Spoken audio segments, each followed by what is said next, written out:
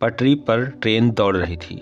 बाहर तेज हवा चल रही थी, जिसकी वजह से बारिश की बूंदें खिड़की से ट्रेन के अंदर बैठे यात्रियों के ऊपर गिर रही थी।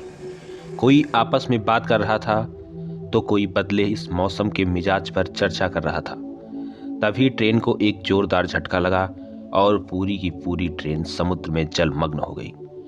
यकीनन ये बातें सुनने में किसी फिल्म की कहानी की तरह लगती हैं, लेकिन ये कोई कहानी नहीं, बल्कि ये भारत का सबसे दर्दनाक और पुराना रेल हादसा था। आइए शुरू करते हैं इस वीडियो को और जानते हैं क्या ये कोई अचानक होने वाला हादसा था या फिर कोई साजिश। Pamban railway bridge. इस रेलवे हादसे के तार जुड़े हैं भारत के पहले समुद्री पुल से, जिसे पंबन रेलवे ब्रिज के नाम से जाना जाता था। इस ब्रिज का निर्माण 1911 में शुरू हुआ। इस ब्रिज को आम जनता के लिए 1914 में खोल दिया गया और 2010 तक ये भारत का सबसे लंबा समुद्री ब्रिज था। साल 1988 में इसी पुल के बराबर में एक सड़क पुल का निर्माण किया गया, जो इस ब्रिज की तरह तमिलनाडु राज्य को पंबन द्वीप पर स्थित धनुषकोडी नामक स्थान से जोड़ता था। लेकिन एक हादसे की वजह से पंबन रेलवे लाइन का धनुषकोडी से कनेक्शन टूट गया। लेकिन आज भी पंबन रेलवे लाइन तमिलनाडु से पंबन द्वीप तक अपनी सेवा देती है। लेकिन आज तक इस रहस्यमयी हादसे के बाद धनुषकोडी तक कोई ब्रिज नहीं बनाया गया। 21 दिसंबर 1964 को भारत के दक्षिणी छोर में तेज चक्रवात और तूफान की स्थिति हो गई थी। ऐसे में जब पंबन धनुषकोडी पैसेंजर ट्रेन तमिलनाडु से धनुषकोडी के लिए निकली तो ये उसका आखिरी सफ़र साबित हुआ। जिस समय ट्रेन तमिलनाडु से रवाना होने वाली थी, उस समय समुद्र में लो प्रेशर की स्थिति बनी हुई थी, जिसकी वजह से बारिश और तेज हवाएं चल रही थी। हालांकि इस बीच ट्रेन और अन्य यातायातों की आवाजाही जारी थी और सब सामान्य लग रहा था। ऐसे में ट्रेन नंबर 653 स्टेशन से रवाना हुई तो उस समय 45 किलोमीटर प्रति घंटा की रफ्तार से हवाएं चलने लगी। ट्रेन जैसे जैसे पटरी पर आगे बढ़ रही थी, हवा की रफ्तार तेज होने लगी और कुछ ही समय में वो तूफानी हवाओं में तब्दील हो गई।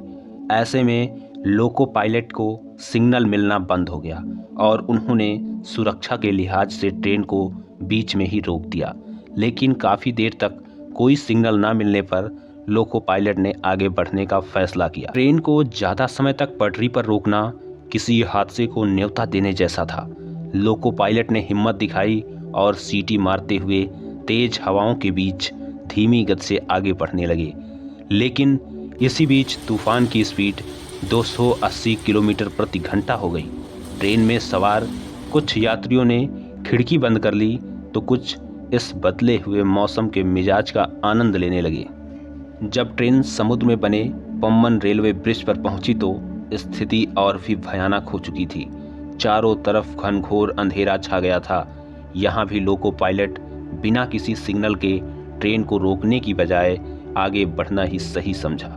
तेज बारिश की वजह से पटरी में फिसलन आ चुकी थी और अंधेरे की वजह से स्थिति का सही अंदाजा लगा पाना बहुत मुश्किल हो रहा था। इसी दौरान समुद्र की लहर ट्रेन नंबर 653 से टकराई और उसे रहस्यमयी ढंग से निगल गई।